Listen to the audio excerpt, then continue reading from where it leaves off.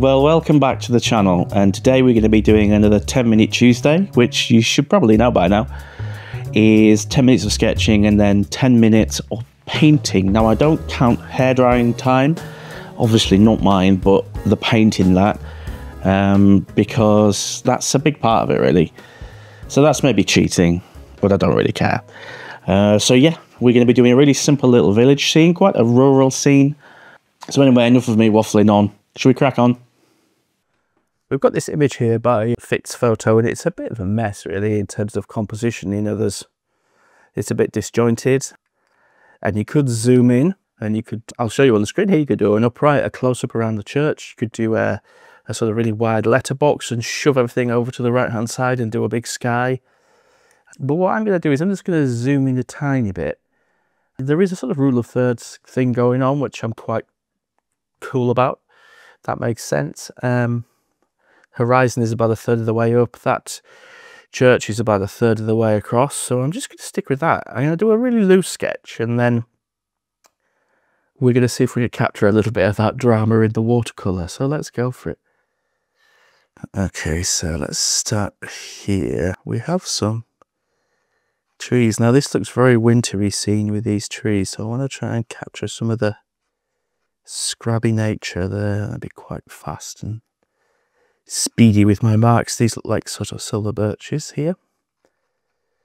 So when you're doing very dramatic scenes like these skies, you have to sort of go for it. And I think actually there's often a risk of it going wrong. And yes, you can always pull off watercolor and have a sort of different go at it. But the truth is that sometimes if you want to get dramatic skies, simple application of bold watercolor is really the best way. So I'm a bit nervous about that, but you know, fortune favors the brave. But as far as the rest of it is concerned, it's a pretty straightforward sort of sketch, really. I'm not going to be too boshed about being like hyper accurate. We have some details here and a bit of a sort of fence. And back here there is another house, which is kind of getting a bit lost. And then there's another one here, which you can see a little bit of with a chimney sticking up. And then behind that there is some more trees in the distance there. Right, okay, so we're about halfway across, and that's going to bring us roughly to this barn here, which is this big, slightly rusty, slightly beaten up building. I love the look of this place. This is great. And again, I'm not going to be too bothered by that. There are some telephone posts, so what I'm going to do is I'm going to make a bit more of a deal about those, because I do like that sort of thing. I think it can really help to slightly tell the story and add a leading line. So I'm going to amplify those a little bit, and I'm going to change the perspective actually here. We're going to make this a little fence here, and I'm going to try and make it come up a little bit, just to try and add a little bit of interest. Got some details in the field. Okay, we have a small cottage here. Not that small. Here we have some what look like little apple trees. So we are 6.5 minutes into this. I still haven't done anything on this side. So, and that church was going to be about a third of the way over here. So I'm going to move it. I'm just going to put some more trees in, and I'm going to bring the church into here and make it a little bit bigger, make it a bit more dramatic. It's a hell of a building, that. It's not what I would call a very subtle building, and there's lots of these little separators here. So by making, I should have perhaps made the church even bigger, just to really highlight its sort of presence, if you know what I mean, but it can get a bit silly. Okay, I'm just going to put a bit more of a line around that. And we have some trees back here. And again, I'll just do some vague shapes. It's not a successful tree, but never mind. Okay, and then this tree here is kind of on this bank here, but there are a couple. Oh, you can see the trunks. So I can make a bit more of a sort of feature of them. And actually, as we get closer in, show some more detail here. A couple of the tree trunks there. And then we have this bank side going down here. Put some little shrubs there. And then here we have these cables, which I'm going to sort of exaggerate again because I just love them. They're just cool. And that helps, I think, lead the eye a little bit into the picture. I'll just make these a tiny bit. So as you can see, I have tweaked the composition ever so slightly. So I'm just going to go back and put some more detail into this barn building here because I quite like that one. I might just... These windows are very black, so I'll just fill them in as soon as I've got 2 minutes left. It's actually taken a lot less time to sketch this than I thought. I don't know where this is. I guess it could be in other places. It looks vaguely like Germany to me, but there is some other bush here. And there's also a roof sticking out there. Okay, so we have some shrubbery here. And a few lines we can tidy up, actually. This is a mess in here, but it don't matter. So I think that's kind of it. I don't think there's a huge amount more to do on that, really. Let's see, move your shirts over a bit.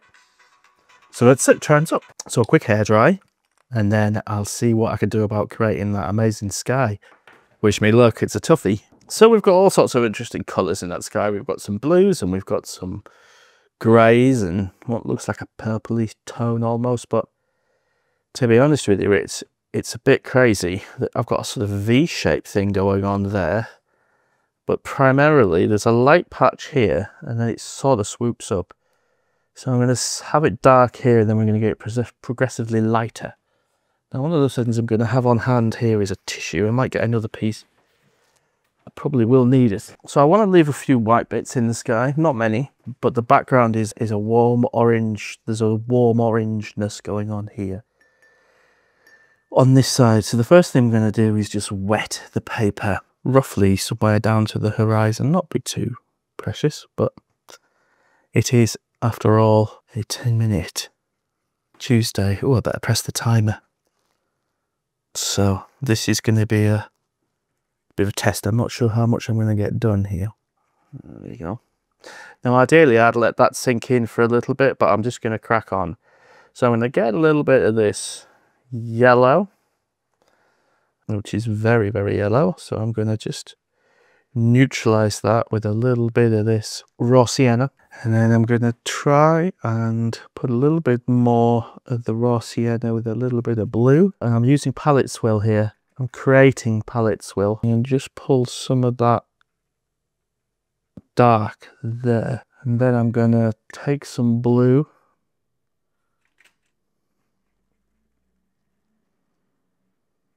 and pull a little bit of that up through there. And then we have some lighter blue patches. So take some of this primary blue and then the sun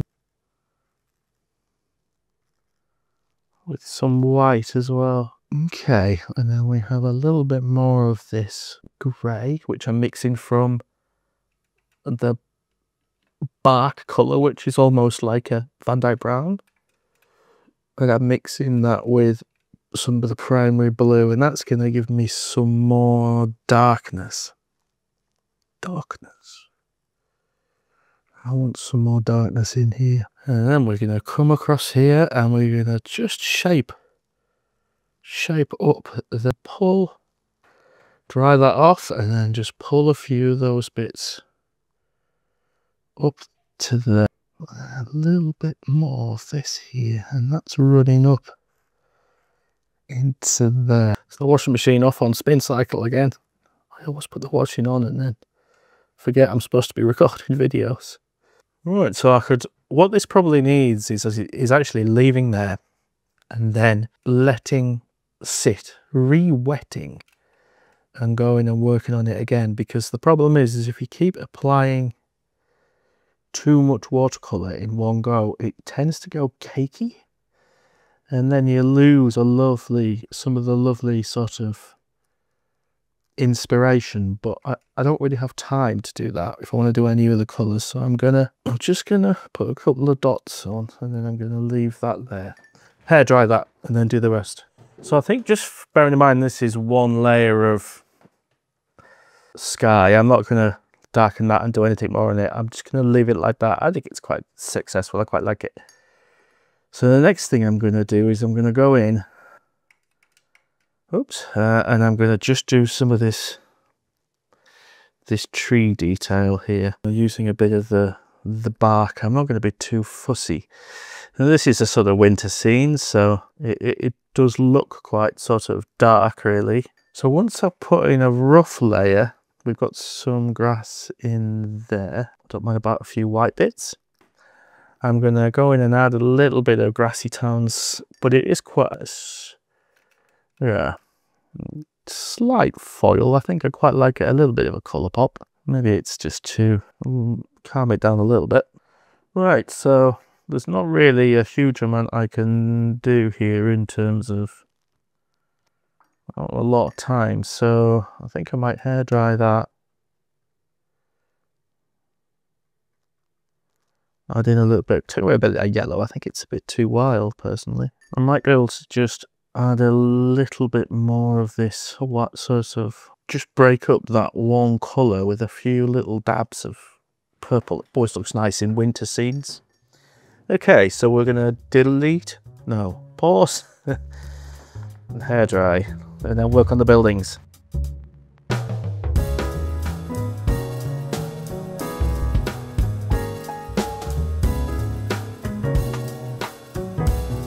That's far too much. Leave that one because I don't mind a slightly darker one, and it's really just to try and mute it a little bit. And what I might do is I might actually leave that pop of red up there. I think that's more harmonious to me, so feels a little bit more chilled out and natural. I'm going to go and dry that, and then we can have a little look at it. So there we go. I think it's quite nice. I think for a one layer sky, I think that works quite well. I mean, you could certainly, like I said before, re-wet it and then add in more tone. I think it needs more dark, actually. But you don't want to put that in. You wouldn't. But you don't want to try and put all that pigment in one go, because it will go cakey. So what you have to do is re-wet it and add it in a couple of layers. That's normally the way I do it. I mean, you can, but you have to be super, super careful. But overall, that's not bad. There's a lot of painting to do in that short amount of time, but it just goes to show that you can do a thumbnail sketch, really, quite easily in that time. So I hope you enjoyed that, and obviously the reference drawings can be available for my patrons to download and you know, have a go. But don't feel you have to do this scene. You know, you could choose any reference drawing and just apply the same technique. I really do encourage you to try that as well, because then you're not working in direct comparison with me, because comparison is the thief of joy, as they say. I definitely think that's true. Like, you know, you can look at other people's drawing, and then all you're doing is comparing, trying to compete really with what is essentially my language. Your language is completely different. So do choose another drawing and just have a go at the process. It's so much fun. It's my kind of fun. So there you go. I hope you liked that. I did have to tweak the colours in the end, because there were something not quite right about the sort of mixture of warm and cold colours there. I do love really simple little village scenes like that. I think they're, you know, perfect little travel sketches. There's something quite nice and fresh about a shorter sketch. I think if you get too detailed and too careful in a way, it loses a bit of that vitality and a little bit of that joy. So anyway, I'm rambling on again. So thanks for stopping by, and we'll see you again, hopefully. Like, subscribe, check out my Patreon, and yeah.